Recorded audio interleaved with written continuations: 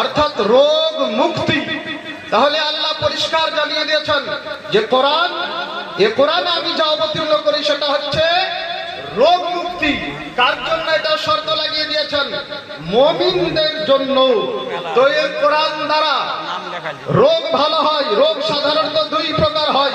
একটা হচ্ছে ইসলামী রোগ, যেমন কেউ মিথ্যা কথা বলছে, এটা ইসলামী রোগ, তো এই রোগটাও কোরআন দ্বারা ভালো হয়। আর একটা আমাদের দৈহিক রোগ, শারীরিক রোগ হয়, যেমন জ্বর। তারপর আপনার নজর লাগা নাম শুনেছেন না? যে নজর লেগেছে বলে, এই রোগটাও আছে।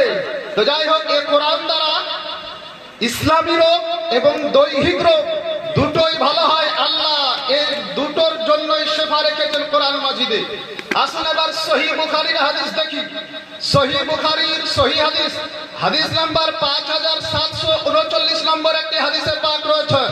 হযরতে উম্মে সালমা রাদিয়াল্লাহু তাআলা আনহার ঘরে নবী পাক উপস্থিত হলেন। একজন মেয়েকে দেখলেন। নবী আলাইহিস সালাম ওই মেয়ের চেহারাতে নজর লাগার চিহ্ন দেখার পর বললেন, ইস্তারতু লাহা, এই মেয়েটাকে ঝাড়ফুঁক করো। জোরে বলুন সুবহানাল্লাহ। তো নবী আলাইহিস সালাম নিজে নির্দেশ দিয়েছেন, ইস্তারতু, তোমরা ঝাড়ফুঁক করো। তাহলে সহিহ বুখারীর 5739 নম্বর হাদিস দ্বারা সুস্পষ্ট প্রমাণ যে নবী আলাইহিস সালাম নিজে ঝাড়ফুঁক করার নির্দেশ দিয়েছেন। এটা গেল আদেশ। এবার আসুন দেখি যে নবী আলাইহিস সালাম নিজে কি কোনোদিন ঝাড়ফুঁক করেছেন? তো এই বিষয়ে সহিহ বুখারীর সহিহ হাদিস, হাদিস নাম্বার 5735, হযরত আয়েশা বলতেছেন, নবী আলাইহিস সালাম ইন্তিকালের পূর্বে অসুস্থ যখন হয়েছিলেন, নবী আলাইহিস সালাম নিজে কোরআন থেকে সূরা পড়ে নিজের দেহের উপরে ফু দিয়েছিলেন। বলুন সুবহানাল্লাহ। নবী আলাইহিস সালাম নিজে কোরআন থেকে সূরা পড়ে নিজের দেহে ফু দিয়েছেন। হযরত আয়েশা বলছেন, নবী পাকের অসুস্থতা যখন বেড়ে গেল, তখন আমিও কোরআন থেকে সূরা পড়ার পরে নবী আলাইহিস সালামের দেহ মোবারকে ফু দিয়েছিলাম। বলুন সুবহানাল্লাহ। এই হাদিস থেকে স্পষ্ট প্রমাণ যে ঝাড়ফুঁক করা সহিহ হাদিস দ্বারা প্রমাণিত, সহিহ বুখারী থেকে। আসুন আরেকটা কথা বলি যে আবল তাবল যুবক শায়েখরা যেটা বলে যে তাবিজ করা শিরক, আসলে এই বিষয়ে হাদিস একটা পেশ করে থাকে। সেই হাদিসের জবাব নবী আলাইহিস সালাম নিজে দিয়েছেন। যে হাদিসে পাকটি সিয়াসিত্তার অন্যতম হাদিস, মুসলিম শরীফের হাদিস নাম্বার 5862 তে রয়েছে। নবী আলাইহিস সালামের দরবারে আপনার সাহাবায়ে কেরাম যখন আরবের এক গোত্রের নিকটে উপস্থিত হলো, তো সাহাবায়ে কেরাম দূর থেকে এসেছেন, তিনাদের আপ্যায়ন করা হয়নি। কিছুক্ষণ পর ওই গোত্রের সর্দারকে আপনার বিষাক্ত প্রাণীতে কেটেছে। তো সেই গোত্রের লোকজন আসার পর সাহাবায়ে কেরামদেরকে বলতেছে যে তোমাদের মধ্যে, তোমাদের নিকটে কি ওষুধ আছে অথবা ঝাড়ফুঁককারী আছে? দুটো জিনিস তারা জিজ্ঞাসা করলো।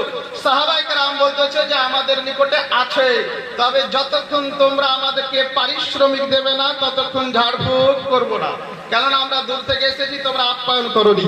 তো তারা এই কথায় রাজি হলো যে ঝাড়ফুঁক করে দাও, আমরা তোমাদেরকে কিছু বকরি দিব, ছাগল দিব।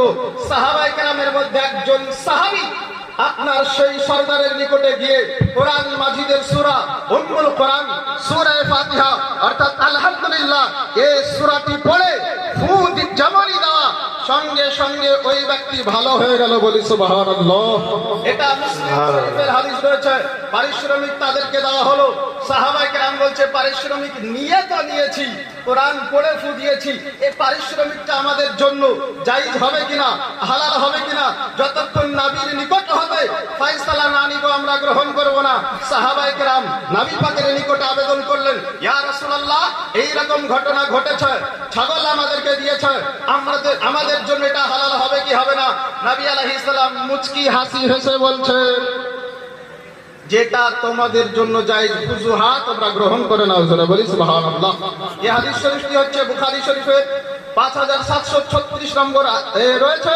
সুতরাং সকলের নিকটে অনুরোধ করব, সিয়াসিত্তার বুখারী শরীফ দ্বারা স্পষ্ট প্রমাণ যে ঝাড়ফুঁক করা জায়েজ, তবে কোরআনের আয়াত দ্বারা হতে হবে, হাদিস শরীফ দ্বারা হতে হবে, হারাম বা শিরক বাক্য দ্বারা তাবিজ চলবে না, ঝাড়ফুঁক চলবে না। এটা ঝাড়ফুঁকের দলিল ছিল, কয়েকটা আপনি সংক্ষিপ্ত ভাবে তাবিজের দলিল দিয়ে শেষ করছি।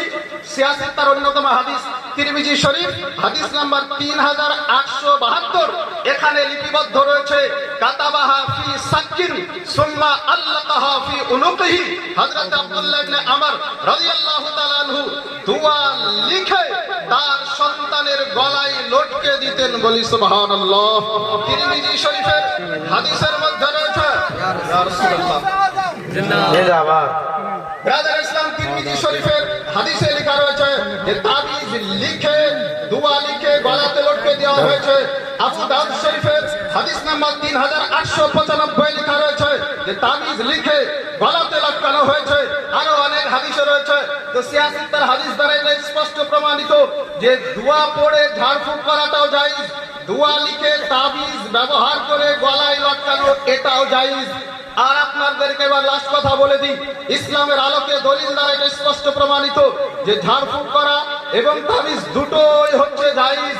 কিন্তু যে আবল তাবল যুব শায়েখরা বলে বেড়াচ্ছে যে তাবিজ ব্যবহার করা শিরক, যখন এ আবল তাবল যুব শায়েখদের আপনার ফতোয়ার সার্ভে করে দেখলাম তো লেখা রয়েছে ফতওয়ায়ে সানাইয়া ফারাজিদের কিতাব। এই ফতওয়ায়ে সানাইয়ার মধ্যে 1 নম্বর খণ্ডেতে আপনার তাবিজের সপক্ষে ফতোয়া লেখা রয়েছে। ফতওয়ায়ে সানাইয়ার 2য় খণ্ডের মধ্যে তাবিজের সপক্ষে ফতোয়া লেখা রয়েছে। আরেকটা হচ্ছে নেট ফারাজিদের কিতাব, আবল তাবল শায়েখদের কিতাব ফতওয়ায়ে নাজিরিয়া, সেই কিতাবের মধ্যে তাবিজের সপক্ষে লেখা রয়েছে। আরেকটা ফতোয়ার কিতাবের নাম শুনলে বুঝবেন যে কোন দলের ফতোয়া। কিতাবটির নাম হলো ফতওয়ায়ে আহলে হাদিস, অর্থাৎ আবল তাবল শায়েখদের কিতাব। এই কিতাবের মধ্যে লেখা রয়েছে যে তাবিজ ব্যবহার করা জায়েজ। আর আমরাও পরিশ্রমিক নিয়েও থাকি, তারাও বিরোধিতা করে। এই আহলে হাদিসের ফতওয়া আহলে হাদিসের কিতাবেও তার গুরু তাবিজ লিখেছে, তাবিজের পারিশ্রমিক দিলে গ্রহণও করেছে। সুতরাং এটা আমাদের ইসলাম দ্বারা প্রমাণিত। ঝাড়ফুঁক করা এবং দোয়া তাবিজ করা জায়েজ, পারিশ্রমিক কেউ দিলে ওটাও জায়েজ। আর ফারাজিদের কিতাব থেকে স্পষ্ট প্রমাণিত। সকলের নিকট অনুরোধ করব, ইসলাম ধর্মে আহলে সুন্নাত ওয়াল জামাত দলে এই ঝাড়ফুঁক দোয়া তাবিজ ছিল, আছে, থাকবে।